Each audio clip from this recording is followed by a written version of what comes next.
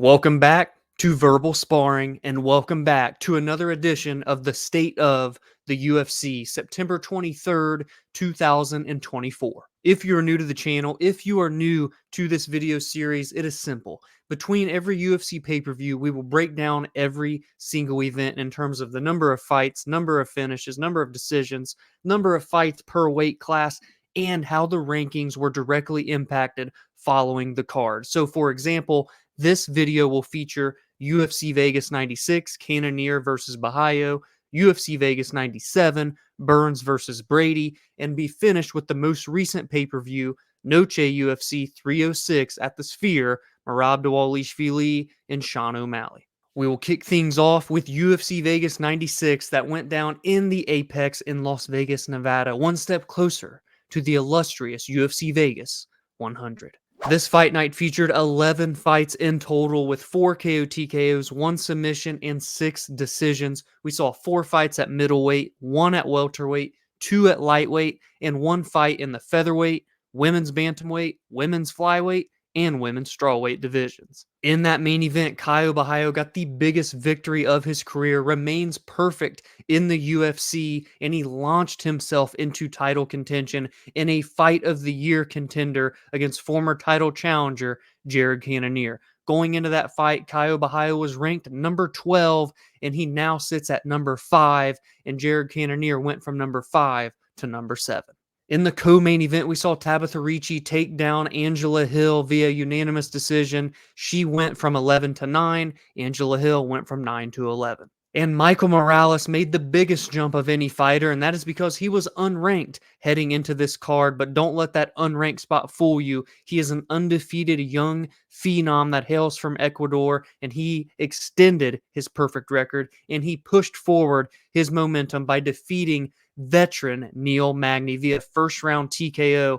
Because of that, Morales went from unranked to number 12, and Neil Magny went from number 12 to number 15. And now we head into UFC Vegas 97, but the venue does not change. We remain in the Apex in Las Vegas, Nevada, where we will discuss the main event between Gilbert Burns and Sean Brady, another fight of the year contender in terms of main event talk. This fight card featured 12 fights in total with 2 KO TKOs, 4 submissions, and 6 decisions for an even 50-50 split. There was 1 fight in the middleweight and welterweight divisions, 2 at lightweight, 4 at featherweight, and then there was 1 fight apiece at bantamweight, flyweight, women's flyweight, and strawweight. In the main event, Sean Brady got the biggest victory of his career, extended his win streak to 2 by getting a unanimous decision over the former title challenger Gilbert Burns. Much of the same narrative as the week before, up a weight class at middleweight, and here Brady came in at number 8, moved into the number 6 spot, and Gilbert Burns went from number 6 to number 8. And the rankings were the exact same in the co-main event because we saw Natalia Silva, the number 8 ranked women's flyweight, move into the number 6 hole by beating a former champion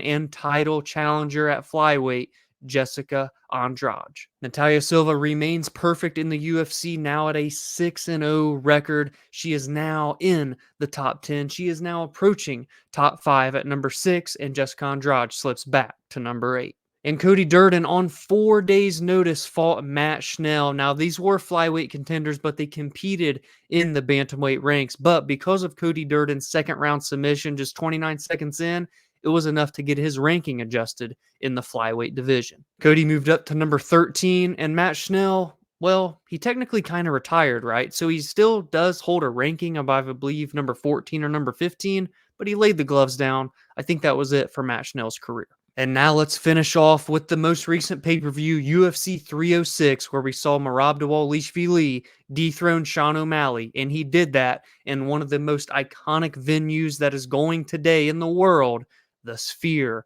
in Las Vegas, Nevada. This card featured 10 fights with 2 KO TKOs and 8 decisions. There were 2 fights in the lightweight, bantamweight, and flyweight divisions, and 1 fight in the featherweight, women's bantamweight, women's flyweight, and strawweight divisions. We saw a decent amount of rankings movement here following Noche UFC, and I do want to preface that what you'll see here is me go a little bit more in depth, and that is because I'm seeing the most recent rankings adjustments on the UFC's website. So not only will I talk about the rankings for the fighters that competed, but I will talk about how the rest of their division was affected due to that result. I didn't get to do that for the previous 2 cards that we broke down because I didn't get in time to get all of that information plotted on my sheet before the rankings changed for the following week. So I do apologize for that. I will be better moving forward, but that is what we can get into here now. Merab Dvalishvili was number 1 coming in, and he leaves with a C next to his name. He is the new bantamweight champion as he gets the unanimous decision over Sugar Sean O'Malley. Sean O'Malley went back to number 1, and probably we won't be seeing him for a while as he will be getting hip surgery at the beginning of October.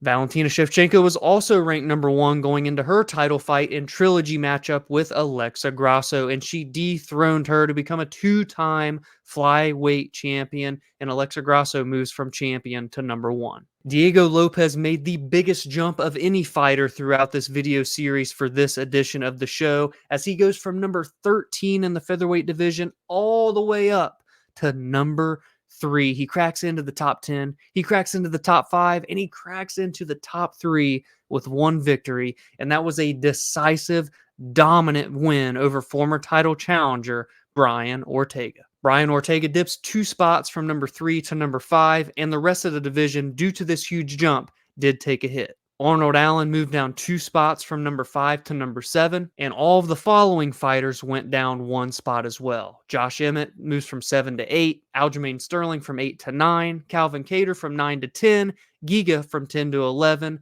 Lerone Murphy 11 to 12, and Bryce Mitchell 12 to 13. And lastly, for this card, in the women's bantamweight division, we saw the number 8 ranked Norma Dumont continue her win streak and by far get the biggest victory and best performance of her UFC career with a dominant, decisive decision victory over former title challenger and number 5 ranked Irene Aldana. Norma went from number 8 to number 5 and probably finds herself in a spot where she's 1 win away from a title shot. We saw the 5 ranked Irene Aldana drop 1 spot to number 6. We saw number 6, Mayra Bueno Silva, dip to number 7, and number 7, Holly Holm, drop to number 8. And now let's take a look at the current pound-for-pound rankings because there were definitely some shakeups throughout the last month and especially after Noche UFC. Islam Makhachev still reigns supreme at number 1 pound-for-pound in the world for the men, but throughout the remainder of these top 15s, we saw some switches. Most notably was Merab Dvalishvili because he went from unranked all the way up to number 7 in the world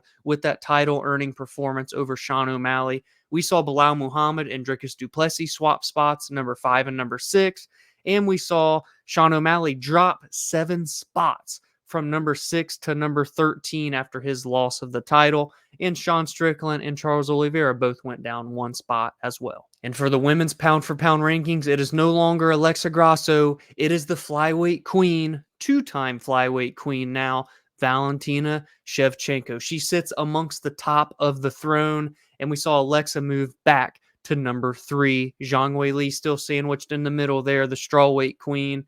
And then we have number 15 ranked Amanda Lemos finishing out those rankings. And now we bring all 3 cards together and tally up the totals, which saw 33 fights with 8 KO TKOs, 5 submissions, and 20 decisions, marking it as a 39.4% finish rate over these 3 events. For the first time in any edition of this State of series, we see the heavyweight and light heavyweight divisions both put up a goose egg, having 0 fights over these 33 that we saw, which ties them for the least amount for this video. We saw 5 fights in the middleweight division, 2 fights at welterweight, and 6 fights apiece in the lightweight and featherweight divisions, tied for the most of any division throughout these 3 cards. We saw 3 fights at bantamweight, 3 fights at flyweight, 2 at women's bantamweight, and then 3 at women's flyweight and strawweight. We had some notable UFC debutantes get victories in their very first UFC fight. Going back to UFC Vegas 96, we saw